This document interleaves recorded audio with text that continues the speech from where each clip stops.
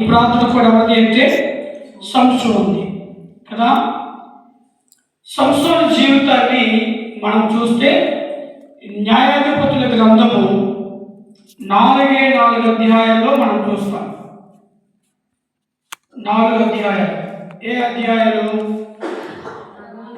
13, 14, 15, 16.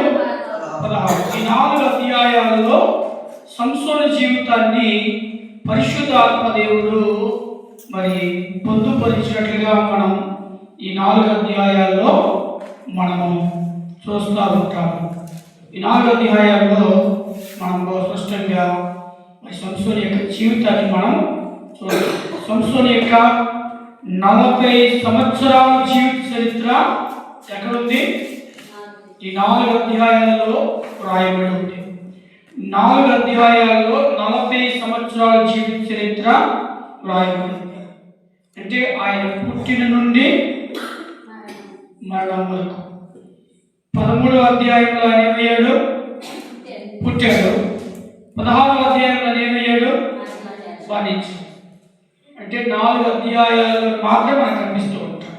సరే, 40 సంవత్సరాల చరిత్ర ఇక్కడ రాయబడింది. సంసోను 40 సంవత్సరాలు ఏం చేశాడు? ఆయన 40 సంవత్సరాలు బ్రతికాడు. 40 సంవత్సరాలు బ్రతికాడు. 20 సంవత్సరాలు ఇశ్రాయేలు న్యాయాధిపతిగా ఉన్నాడు. ఈ 13వ న్యాయాధిపతి ఎవరు అంటే సంసోనే. సంసోను అన్న పేరుకి అర్థం ఏంటిదని చెప్పాను నేను. ప్రకాశించేవాడు, సూర్యుని వంటి వాడు, ఎండగలిగిన వాడు అని అర్థం కదా. బైబిల్లో ఈ పేరుతో పిలువబడిన వారు ఎంతమంది ఉన్నారు? బైబిల్లో ఈ పేరుతో పిలువబడిన వారు ఎంతమంది ఉన్నారు? సంసోను అన్న పేరుతో పిలువబడిన వారు ఎంతమంది ఉన్నారు బైబిల్లో?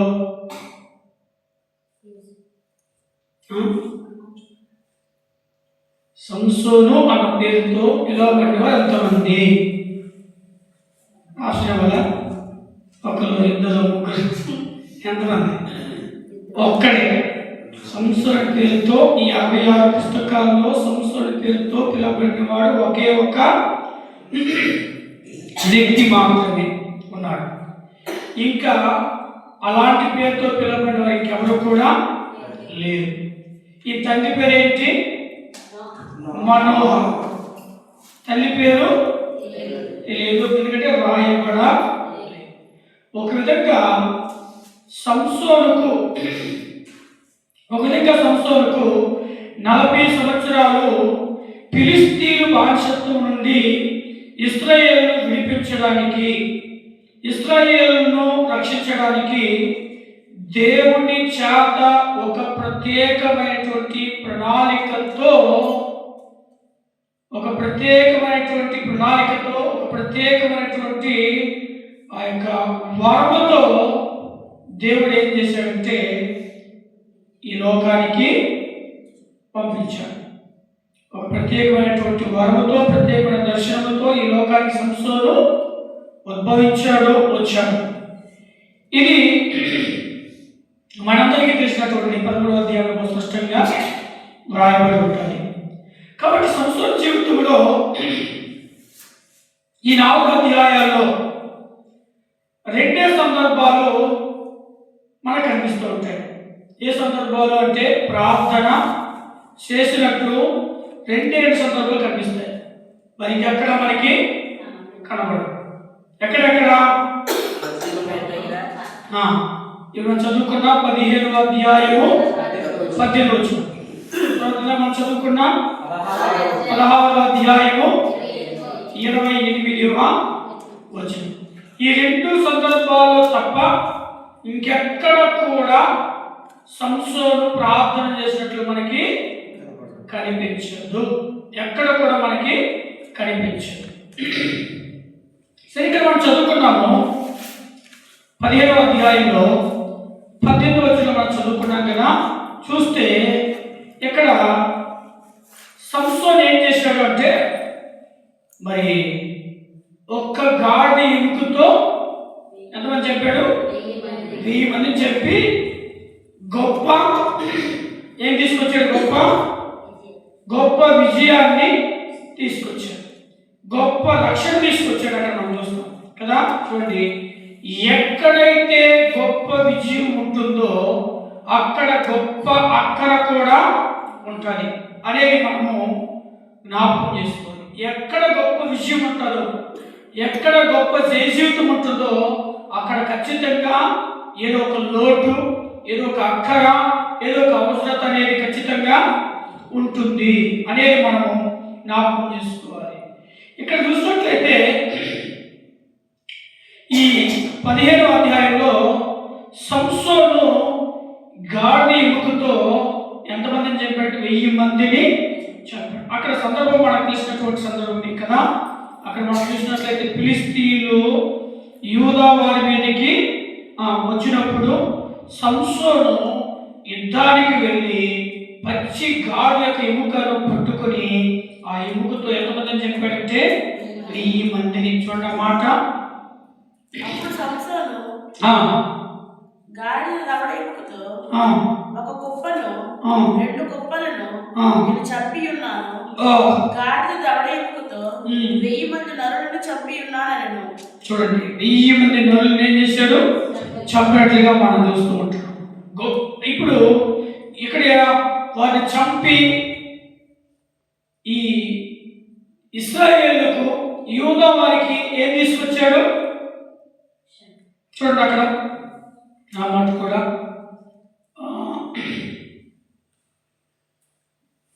15వ అధ్యాయము 18వ వచనం. అప్పుడు అతడు మిక్కిలి దెబ్బకున్నందున యెహోవాకు మొరపెట్టి, నీవు నీ సేవకుని చేతి వలన ఈ గొప్ప రక్షణ దయచేసిన తర్వాత ఏం తీసుకొచ్చాడు? గొప్ప రక్షణ అనేది తీసుకొచ్చాడు. అంటే ఈ గొప్ప రక్షణ ఉన్న దగ్గరే గొప్ప ఏముంది? దప్పిక ఉంది. ఏమంటున్నాడు? దప్పి చేత చచ్చి అంటున్నాడు. అంటే ఇక్కడ గొప్ప రక్షణ ఉంది. ఈ గొప్ప రక్షణ దగ్గర ఏముంది అంటే గొప్ప దప్పిక కూడా ఉంది. ఈ గొప్ప రక్షణ అనే మాట అనేక వ్యక్తులు జీవితాల్లో ముడిపడి ఉంది. మనం చూస్తే దేవుని యొక్క వాక్యంలో ఇక్కడ సంసోను మనం చూస్తాం. తర్వాత మొదటి సమూయేలు గ్రంథంలో 19వ అధ్యాయంలో 5వ మాటలో మనం చూస్తే అక్కడ దావీదును కూడా మనము చూస్తాం. చూడండి, ఇక్కడ చూసినట్లయితే ఇశ్రాయేలుకు దేవుడు ఎంతో మంది వ్యక్తులను వినియోగించుకొని గొప్ప రక్షణ ఇచ్చాడు. ఉదాహరణకు మనం చూస్తే ఈ సందర్భంలో జ్ఞాపకం తీసుకుందాం. 19:5 తెగించి చంపగా ఇశ్రాయేలుకి ఏమి ఇచ్చాడు? ఇక్కడ చూస్తే దావీదు ద్వారా ఇశ్రాయేలుకి ఏమొచ్చింది? గొప్ప రక్షణ వచ్చింది. మొదటిగా సంసోను ద్వారా ఇశ్రాయేలుకి ఏమొచ్చింది? గొప్ప ఫిలిష్తీయుల చేతిలో నుంచి గొప్ప రక్షణ వచ్చింది. దావీదు ద్వారా ఫిలిష్తీయుల చేతిలో నుంచి గొప్ప రక్షణ వచ్చింది. ఇంకా చూడండి, సమూయేలు రాసిన మొదటి గ్రంథం 14వ అధ్యాయము 45వ వచనం.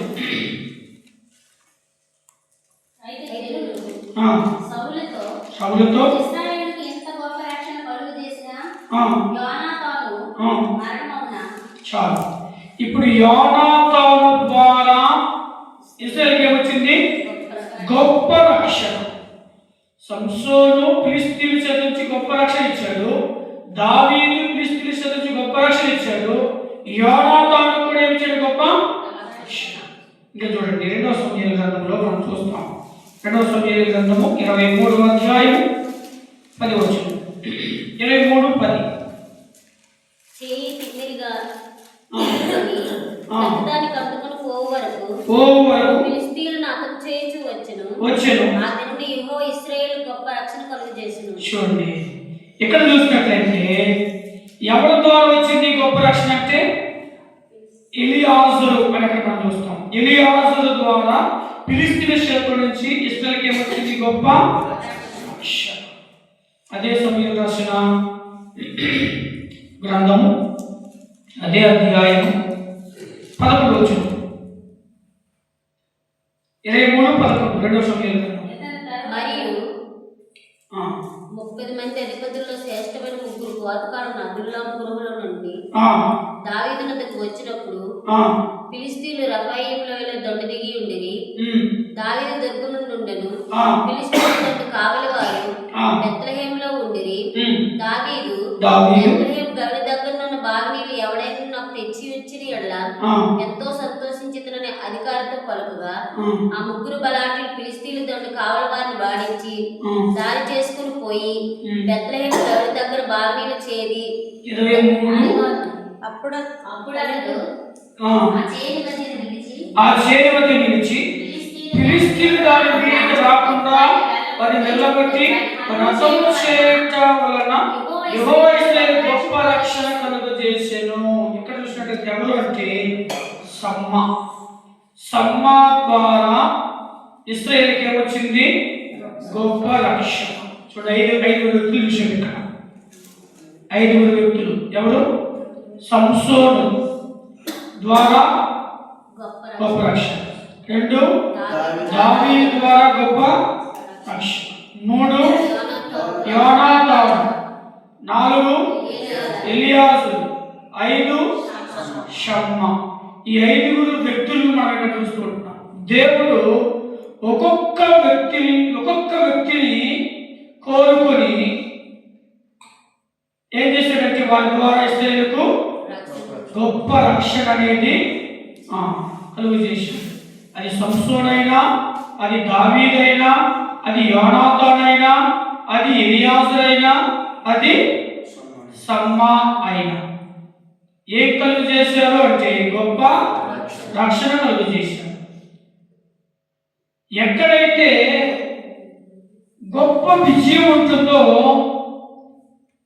అక్కడ గొప్ప అక్కర కూడా ఉంటుంది. ఇలాంటి సందర్భంలో సంసోను చేసినటువంటి ఒక గొప్ప ప్రార్థన ఇక్కడ మనం చూస్తుంటున్నాం.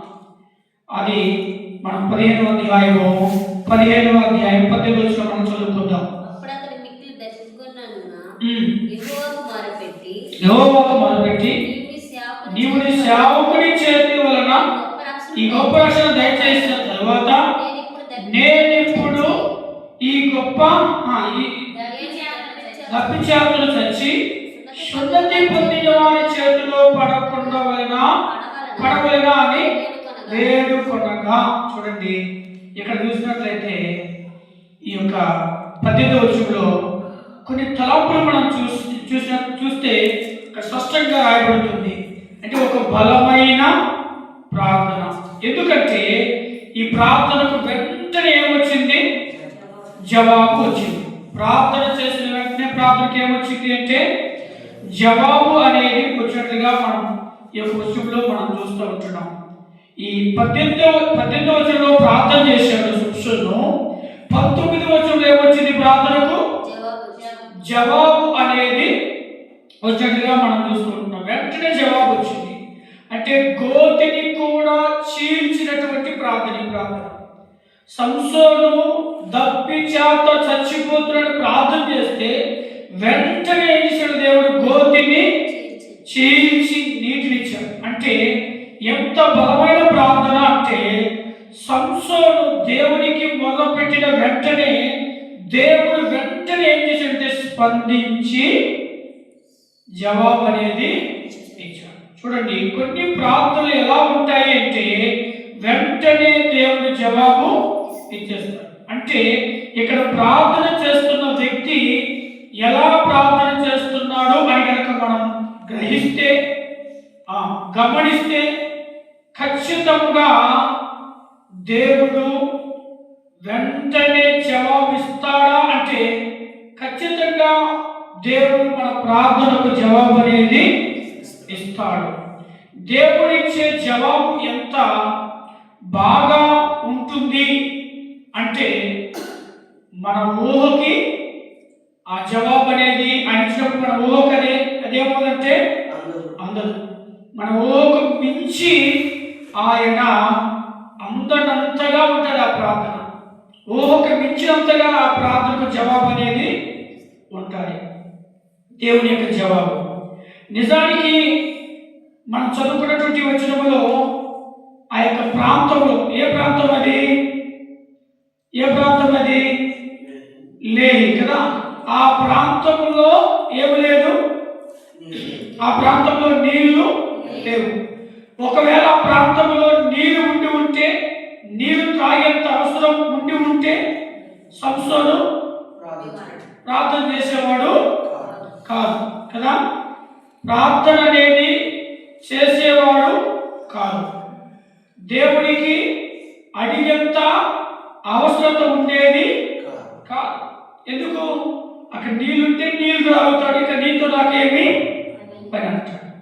నీళ్లు లేవు, కానీ దేవుడు ఏం చేశాడో మనం చూస్తే ఆ 19వ వచనంలో మనం చూస్తే ఏమంటాడుంది, లేహీలోనున్న ఒక గోతిని చీల్చెను, నీళ్లు బయలు. లేహీలో నుండి గోతిని ఏం చేశాడు? ఆయన చీల్చాడు. సంసోను ప్రార్థన దేవునికి ఎంత ఆనందాన్ని కలిగించింది అంటే, దేవుడు ఆ యొక్క ప్రార్థన విని వెంటనే ఏం చేశాడంటే ఆ గోతిని చీల్చి నీటిని ఇచ్చాడు. సంసోను ప్రార్థన ఒక బలమైన కార్యాన్ని, బలమైనటువంటి పనిని చేయటానికి దోహదపడింది. నిజానికి నీళ్లు లేవు, నీళ్లు లేకపోయినా దేవుడు ఏం చేశాడంటే గోతిని కూడా చీల్చి, గోతిని ఏం చేశాడు చూడండి, 19వ సంవత్సరం కూడా గోతిని చీల్చి. ఎంత గొప్పది అంటే, మనం ప్రార్థన చేస్తే మన ప్రార్థనకు దేవుడు ఖచ్చితంగా అది అసాధ్యమైనదైనా ఏం చేయగలదైనా సుసాధ్యంగా చేయగలడు. ఆయన గోతిని చీల్చాడు. అక్కడ నీళ్ళు లేవు, కానీ గోతిని చీల్చి ఇచ్చాడు, నీటిని ఇచ్చాడు. ఇంకో సందర్భం చూస్తాం, నిర్గమాకాండంలో, సంఖ్యాకాండంలో కూడా చూస్తాం. బండను చీల్చేమిచ్చాడు దేవుడు, నీటిని ఇచ్చాడు. ఇశ్రాయేలు ప్రజలు ఏం చేస్తున్నారంటే, మరి నీళ్ళు ఈ యొక్క చేరే నీళ్ళు మాకు ఇస్తామని అనుకుంటుంటే బండను చీల్చి, బండను కొట్టగా బండలో నుంచి ఏమొచ్చింది? నీళ్ళు. అంటే ఎంత అద్భుతం చేస్తాడు అంటే, దాన్ని నేను మనం ఏం చేయాలంటే ఊహించలేవు. అయితే సంసోనులా మనం ఏం చేయాలంటే ప్రార్థన చేయాలి. సంసోనులా మనం ప్రార్థన చేయాలి. ఇంకా మనం చూస్తే బైబిల్ గ్రంథంలో చాలా విషయాలు మనం చూస్తాం. ఇంకో సందర్భం చూస్తే రాజుల గ్రంథంలో ఎలీషా చేసిన మొట్టమొదటి సూచక క్రియ, అద్భుత కార్యం ఏంటి అంటే, నీరు ఎలాంటిగా నీళ్లు నిస్సారమైన నీరు, ఎందుకు పనికిరాని నీళ్లు, సరి చారం లేనటువంటి నీరు.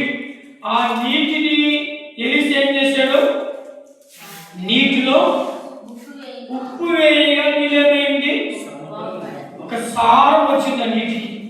ఆ నీళ్ళు ఎలా ఉంది అంటే గొప్ప రుచిగా ఉంది కదా.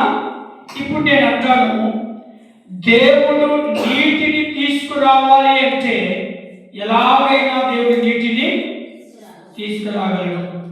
దేవుడు నీటిని అంటే మరి ఆ యొక్క సవి సారం లేనటువంటి నీటిని కూడా సారం కలిగిన నీటిగా ఆయన చేయగలడు కదా. కనుక క్రిస్టియన్ జీవితాల్లో మనం చూసాం, పంటలో నుండి ఏం చేశాడు? దేవుడు నీటిని తీసుకొచ్చాడు.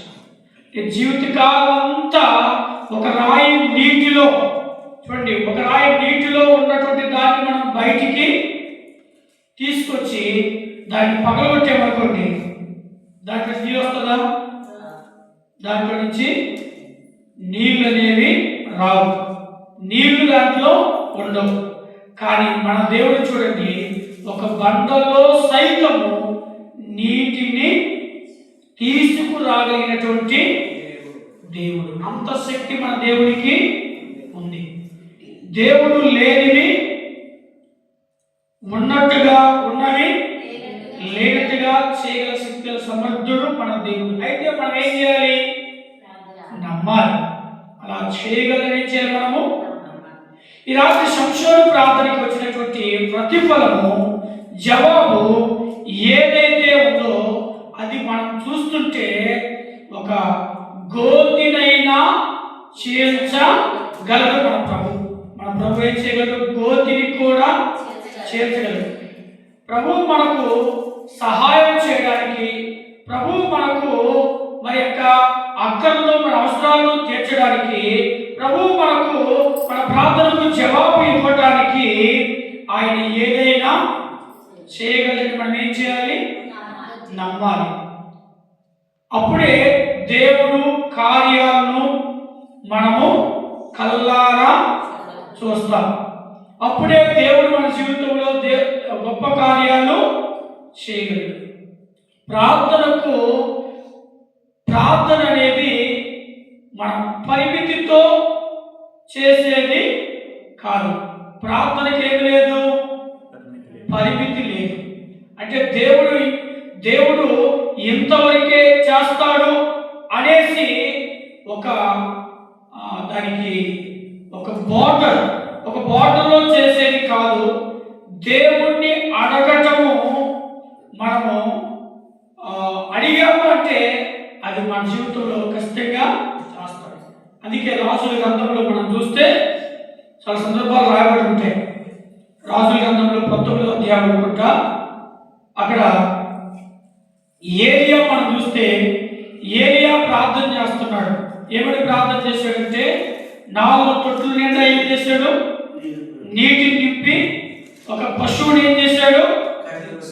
భక్షించి అందులో పెట్టి ఏం చేశాడు? ఆయన ప్రార్థన చేస్తే ఆకాశము నుండి ఏమొచ్చింది? అగ్ని దిగి వచ్చి బుగ్గిగా చేసేసాడు. అంటే ఏలియా నమ్మాడు. ఏమని నమ్మాడు? నేను ప్రార్థన చేస్తే నా దేవుడు ఆకాశం నుంచి అగ్ని పంపించి ఈ యొక్క కందకం ఉన్నటువంటి పశు మాంసాన్ని బుగ్గిగా చేయగలడు నా దేవుడు. ఏం చేశాడు? ఏలియా నమ్మాడు. కనుక ఏం చేశాడు? ఆయన ప్రార్థన చేశాడు. కనుక మనం ప్రార్థన చేసినప్పుడు ఏం చేయాలి? మనము నమ్మాలి. మనం ప్రార్థన చేసినప్పుడు నమ్మాలి. ఇలా మనం చూసుకుంటూ పోతే చాలా సందర్భాలు యెహోషువ గ్రంథంలో కూడా మనం చూస్తాం. 10వ అధ్యాయం ఉంటుంది కదా, యెహోషువ ప్రార్థన చేస్తున్నాడు. ఏమని? నా దేవుడికి ప్రార్థన చేస్తే అడిగితే ఏదైనా చేయగలని చెప్పి ప్రార్థన చేస్తాడు. అసూరుడా నీవు గిబియోనులో, చంద్రుడా నీవు చూడండి. అంటే ప్రార్థనలో ఏముండాలి? మనకి నమ్మకం ఉండాలి. యెహోషువ నమ్మకంతో ప్రార్థన చేశాడు. సూర్యుడు చంద్రుడు ఏమైపోయారు? సంసోను ప్రార్థన మనకు గుర్తు చేసే కొన్ని మాటలు మనం ఇప్పుడు జ్ఞాపకం చేసుకుంటాం. సంసోను ఎలా ప్రార్థన చేశాడు? ఎలా ప్రార్థన చేస్తే గోతిని చీల్చి నీళ్ళిచ్చాడు అని మనం కనుక ఆలోచన చేస్తే చాలా కోణాల్లో మనం చూస్తాం. సంసోను ప్రార్థనలో మరొక 5 విషయాలు మనం చూస్తాం ఇక్కడ. అంటే ప్రార్థన ఎంత గొప్పది! ప్రార్థన మరి బండను కూడా చీల్చి నీటిని ఇవ్వగలదు. ప్రార్థన ఆకాశం నుంచి అగ్ని కూడా తిప్పగలదు. ప్రార్థన ఆకాశం నుంచి వర్షాన్ని కూడా కురిపించగలదు.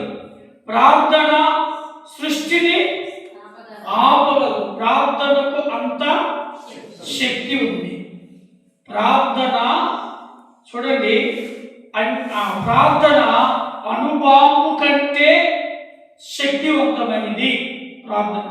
ప్రార్థనే మనకు ఆ ప్రార్థన మనకు ఊపిరి లాంటిది. కనుక ఆ ప్రార్థన చేస్తున్నప్పుడు పరిమితితో మనం ప్రార్థన చేయాలి. అయితే ఇప్పుడు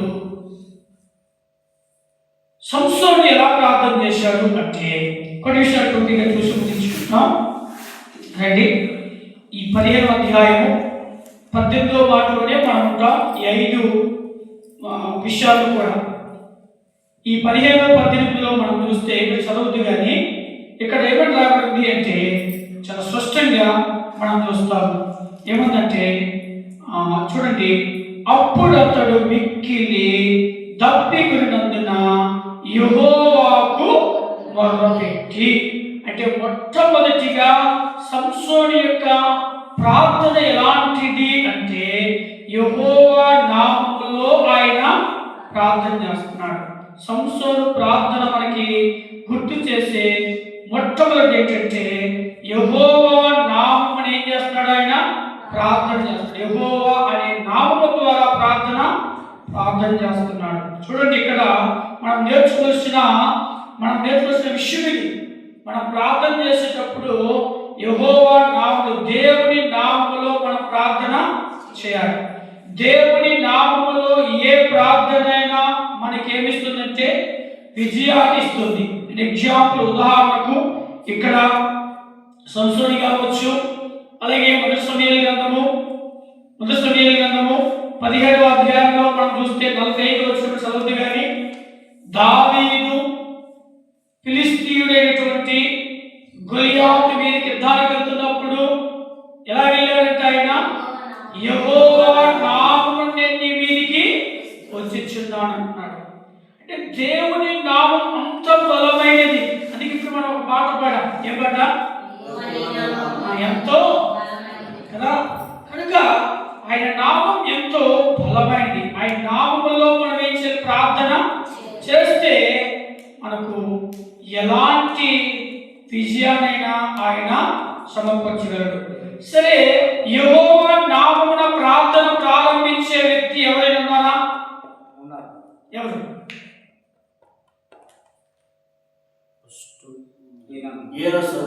ఏనోస్. 4వ అధ్యాయం, ఆదికాండం 4వ అధ్యాయం చూస్తాం కదా. యెహోవా నామమున ప్రార్థన సర్వసరమాట 4వ అధ్యాయంలో 4వ అధ్యాయం 26వ వచనం. మరియు చేతులకు కూడా కుమారుడు పుట్టెను, అతనికి ఏనోసు అని పేరు పెట్టెను. అప్పుడు యెహోవా నామమున ప్రార్థన చేయుట ఆరంభమైనది. చూడండి, ఏనోసు ద్వారా ఏమైంది? ప్రార్థన అనేది ప్రారంభమైంది. మొట్టమొదటిగా యెహోవా నామమున ప్రార్థన ప్రారంభించినటువంటి వ్యక్తి ఎవరు అంటే ఏనోషు. మీరు బైబిల్లో చూస్తే ఏ ప్రార్థన అయినా చూడండి, యెహోవా నామమున అని ప్రార్థన చేసేటప్పుడు మనము చూస్తూ ఉంటాం. అంటే ప్రభువు నామములో ప్రార్థన చేయడం చాలా అవసరము. మనం ప్రార్థన చేసినా, మనం ఆరాధన చేసినా ఎలా చేయాలి అంటే ముగింపులో మనం ఏమి ప్రార్థన చేయాలి? ఒప్పుకోలు ప్రార్థన కావచ్చు, ప్రార్థన కావచ్చు, ఆరాధన కావచ్చు. ఇలా చేయాలి మనము. చాలా మంది ఈ నా ప్రార్థన నీకే సమర్పిస్తున్నాను, లేదా ఈ నా ప్రార్థన అడిగి వేడుకుంటున్నాము అని చేస్తూ ఉంటాం. మన ప్రార్థన చూడండి, ప్రార్థన చేసినప్పుడు ముగింపులో మన ప్రార్థన ఎలా ఉండాలి అంటే ఈ నా ప్రార్థన యేసుక్రీస్తు వారి నామములో అడిగి వేడుకుంటున్నాము తండ్రి అని ఏం చేయాలి? మనము ముగించాలి ప్రార్థన. లేదా ఆరాధనకు ఈ నా స్తుతి లేదా ఈ నా ఆరాధన యేసుక్రీస్తు వారి నామములో నీకే సమర్పిస్తున్నాను తండ్రి అని ఏం చేయాలి? మనము ఆరాధించాలి లేదా ప్రార్థన చేయాలి. అలా మనం చేయాలనుకోండి, అడ్రస్ లేని ఉత్తరం అంతా రాస్తాం. మహారాష్ట్రి పూజనీయులైన ఆ తల్లిదండ్రులకి లేకపోతే వాళ్ళకి చెప్పి మొత్తం మ్యాటర్ అంతా రాసి చివరిలో అడ్రస్ రాయకుండా మనం పోస్ట్ ఆఫీస్ పెట్టామనుకోండి, చిన్న అడ్రస్ లేకుండా పెట్టామనుకోండి, అది అక్కడే ఉంటుంది, ఇంకెక్కడికి ఎందుకు? దానికి ఏమి లేదు, అడ్రస్ లేదు. మనం ప్రార్థన కూడా చేసినప్పుడు, మనం ప్రారంభించినటువంటి మనం ముగించినప్పుడు ఏం చేయాలి? ముగించాలి. దానికి ఏముందంటే ఎంతో శక్తి ఉంది. ఆ ప్రార్థనకు ఖచ్చితంగా దేవుడు మనకి ఏం చేస్తాడు? గొప్ప విజయాన్ని ఇస్తాడు. మనము దేవుని నామములో ఏది అడగాలన్నా దేవుని నామం లేకుండా మనకి ఏది జరగదు. అది ఆరాధన కావచ్చు, అది ప్రార్థన కావచ్చు, అది లాస్ట్ లో యేసుక్రీస్తు వారి నామంలో మనం ఇచ్చేదంటే దాన్ని మరి సమర్పించాలి, లేదా దాన్ని మనము ముగించాలి. ఈ ప్రార్థన మనం చూస్తే యోహాను సువార్త 14వ అధ్యాయంలో 13-14 వచనాల్లో మనం చూస్తే కనిపిస్తూ ఉంటాయి. చూడండి, యోహాను సువార్త 14వ అధ్యాయం 13-14 వచనాలు. మీరు నా నామమున దేనిని అడుగుదురో తండ్రి కుమారుని ఎవరు మహిమపరచబడుటకే దాన్ని చేతును. నా నామమున మీరు నన్ను ఏమడిగినను నేను చేతును. చాలు. అలాగే 15వ అధ్యాయంలో ఉంటాయి. ఉందా 15వ అధ్యాయంలో? 15వ అధ్యాయంలో 14వ మాట చూడండి. నేను మీకు ఆజ్ఞాపించిన వాటిని చేసింది కదా మీరు అది కాదు 24లో ఉంటుంది. 16 ఇది వరకు మీరేమీ నా పేరు అడగలేదు, నన్ను ఏర్పరచుకోలేదు. మీరు నా పేరట తండ్రిని మీరు నా పేరట తండ్రిని ఏమడుగుదురో అది ఆయన మీకు అనుగ్రహించిన. 16 అది ఆయన మీకు, అంటే ఆయన నామం, ఆయన పేరట మన మాటలు మనం చూస్తున్నాం కదా. ఇక్కడ మనం ఆలోచన చేస్తే నిజంగా చెప్పాలి అంటే బైబిల్ ప్రకారం అయితే మన జీవితంలో ఖచ్చితంగా మనం చేసే ప్రార్థన ఎలా చేస్తే ఇదే విధంగా ఆయన నామంలో మనం ఏం చేయాలి? ప్రార్థన. ఆయన నామంలో ఏది అడిగినా ఆయన ఏం చేస్తారు? మనకి అనుగ్రహిస్తూ ఉంటారు. బైబిల్లో భక్తులందరి జీవితాల్లో చూడండి, యెహోవా నామంలో ప్రార్థన చేసినట్లే మనం దేవవాక్య గ్రంథంలో మనం చూస్తూ ఉంటాం. ఈ కొత్త నిబంధనలో ఏముంది అంటే యేసుక్రీస్తు వారి యొక్క నామంలో మనం ప్రార్థన చేసినట్లే రాయబడింది. ఈ కొత్త నిబంధనలో మనం చూస్తూ ఉంటాం కదా. అయితే ఇది మొట్టమొదటిగా ఈ సంసోను యొక్క ప్రార్థన దేవుడు ఎందుకు విన్నాడు, ప్రార్థన ఎలా చేశాడు అంటే ఆయన యెహోవా నామంలో ప్రార్థన చేశాడు. రోజు మన జీవితంలో ఆయన నామంలో మనం ఏమడిగినా చేస్తాడు. అయితే ఆయన నామంలో మనం ప్రార్థన చేయాలి కదా. ఆయన నామంలో మనం ప్రార్థన చేయాలి. అప్పుడే మన ప్రార్థన దేవుడు ఏం చేస్తాడంటే వింటాడు, మన అవసరాలు దేవుడు తెలుస్తాడు. రెండవదిగా ఈ 15వ అధ్యాయంలో 15వ అధ్యాయం మనం చదివితే రెండవదిగా ఏముందంటే అక్కడ ఏం చేశాడంటే యెహోవాకు రెండేం చేశాడు? మొర్ర పెట్టి అని. అంటే ఇప్పుడు మొర్ర పెట్టే ప్రార్థన చేశాడు. రెండవ ప్రార్థన ఎలా చేశాడు? ఆయన మొర్ర పెట్టి ప్రార్థన చేశాడు. మొర వేరే, ప్రార్థన వేరే. మొర అంటే ఏంటి? మూలగడు. మొర అంటే మూలగడు, బ్రతిమలాడు కదా, గోజాడు. ఇది మొర అంటే. మూలగడం అంటే ఏంటి? చూడండి, ఎప్పుడైనా మన జీవితంలో యావడం, మన జీవితంలో ఏదైనా కోల్పోతే, ఏదైనా రోగం వస్తే, ఏదైనా బాధ వస్తే, ఏదైనా ఆకలిపోతే ఏం చేస్తాం? బాగా మూలుగుతూ ఉంటాం. ఇక్కడ ఈ యొక్క పరిస్థితి, ఈ సంసోను యొక్క పరిస్థితి ఏంటంటే చాలా దాహంతో ఉన్నాడు, దప్పికతో ఉన్నాడు. ఇప్పుడు ఆయన బాగా దప్పికతో ఉంటే ఏం చేస్తాడంటే మూలుగుతున్నాడు. ఇక నేను బ్రతకనేమో, ఇక నేను చచ్చిపోతానేమో, ఇక దాహంతో దప్పికతో నేను చచ్చిపోతానేమో, ఏంటి నాకు ఈ పరిస్థితి అనేటువంటి మూలుగు అనేది ఇక్కడ మనకి కనిపిస్తూ ఉంది కదా. ఇక్కడ మూలుగుతున్నట్లుగా మనం చూస్తాం. అంటే ఒక సమస్యను, పరిస్థితి, ఆ యొక్క పరిస్థితిని మనం గుర్తించినప్పుడే మనం ఏం చేయగలమంటే మొదలు పెట్టగలము అన్న విషయాన్ని ఈ సంసోను ద్వారా మనము నేర్చుకుంటూ ఉన్నాం. ఇక్కడ నీళ్ళు లేవు, ఎంతో మందిని చెప్పాడు, ఆపకుండా ఏం చేశాడు? ఆయన యుద్ధము చేశాడు. ఏమంటే ఆపకుండా యుద్ధం చేశాడు. యుద్ధం చేసి అక్కడ ఎంత దప్పికతో ఉన్నాడంటే చచ్చిపోతానేమో, ప్రాణం పోతుంది అప్పుడు ఏం చేశాడంటే మొదలా ఇక్కడ మనం చూసినట్లయితే మనం మొరపెడితే ఖచ్చితంగా మనం వింటాడు. ద్వితీయోపదేశకాండం చూడండి, ద్వితీయోపదేశకాండం 25వ అధ్యాయం అనుకుంటా 7 వచ్చిన మనకు 25:7. అతడు తన సహోదరుని భార్యను పరిగ్రహింపు నొనలినట్ల వాని సహోదరుని భార్య పట్టణపు గనునికి అనగా 26 క్షమించి 26 మనం మన పితరుల దేవుడని యెహోవాకు మొరపెట్టినప్పుడు యెహోవా మన మొర విని మన బాధను ప్రయాసమును మనకు కలిగిన హింసను చూచెను. చూడండి, మనం మొదలుపెడితే మనం ఏం చేస్తాడు? ఆయన వింటాడు. మనం మొదలుపెడితే మన మొరను ఆయన చూస్తాడు.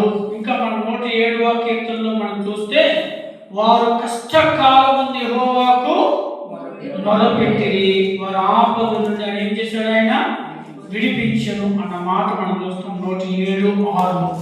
అంటే మనం మొదలుపెడితే మనల్ని విడిపిస్తాడు. మనం మొదలుపెడితే ఆయన వింటాడు, విడిపిస్తాడు అని రాబడింది. ఇంకా మనం ఆయనకి మొదలుపెడితే నెహెమ్యా గ్రంథం 9వ అధ్యాయంలో 27 వచనంలో చూస్తే నెహెమ్యా గ్రంథము 9వ అధ్యాయము 27. అందుచేత నీవు వారిని వారి శత్రువుల చేతికి అప్పగించితివి. ఆ శత్రువులు వారిని బాధింపగా శ్రమకాలమందు వారు నీకు మొరపెట్టినప్పుడు ఆకాశమందు నుండి నీవు ఆలకించి వారి శత్రువుల చేతుల నుండి వారిని తప్పించుటకై నీ కృపా సంపత్తిని బట్టి వారి రక్షకులను దయచేసి. చూడండి, ఇక్కడ చూస్తే మొరపెడితే ఆకాశం నుండి దేవుడు ఏం చేస్తాడంట? ఆలోచిస్తాడు. చూడండి, మనం మొరపెడితే వింటాడు, మనం మొరపెడితే విడిపిస్తాడు, మనం మొరపెడితే ఆలకిస్తాడు. ఇంకా మనం మొరపెడితే ఇంకేం చేస్తాడంటే దీర్ఘవృత్తాంతాల గ్రంథంలో రాయబడింది. 2వ దీర్ఘవృత్తాంతాల గ్రంథం అనుకుంటా చూడండి 18వ అధ్యాయము 31వ వచనం. కాగా యెహోషాపాతు కనబడుటతోడని దళాధిపతులు అతడు ఇశ్రాయేలు రాజు అనుకొని యుద్ధం చేయుటకు అతను చుట్టుకొనిరు గాని యెహోషాపాతు మొరపెట్టినందున యెహోవాకి సహాయము చేస్తాడు. మొరపెడితే దేవుడు మనకి ఏం చేస్తాడు? సహాయము కూడా చేస్తాడు కదా. అందుకే మొర అనేది స్పీడ్ పోస్ట్ లాంటిదంట. మరి లాంటిది స్పీడ్ పోస్ట్ లాంటిది. ప్రార్థన లాంటిది కదా. మొర ప్రార్థన కంటే స్పీడ్గా వెళ్తుంది. మనం చూస్తాము నిర్గమాకాండము 2వ అధ్యాయం చదువు 2వ అధ్యాయంలో చివరి వచనాలు 23, 24 వచనాలు చూస్తే ఇశ్రాయేలు ప్రజలు వారి కలిగిన శ్రమను చూసి వారు నిట్టూర్పు విడిచి దేవుడికి ఏం చేస్తారు? మొరపెడితే దేవుడు చూసి ఏం చేశాడంటే ఆకాశం నుండి ఏం చేశాడు? ఆయన దిగొచ్చాడు.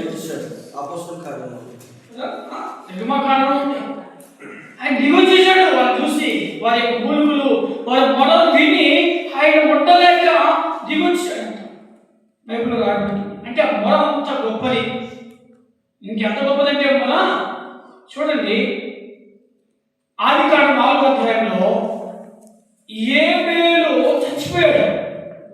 ఆయన రక్తం ఏం చేసింది? మొరపెడితే ఆ మొర దేవుడు ఏం చేశాడు? రక్తం మొరపెట్టినా వింటాడు.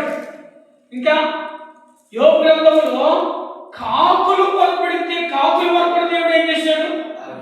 ఆలకించాడు కదా.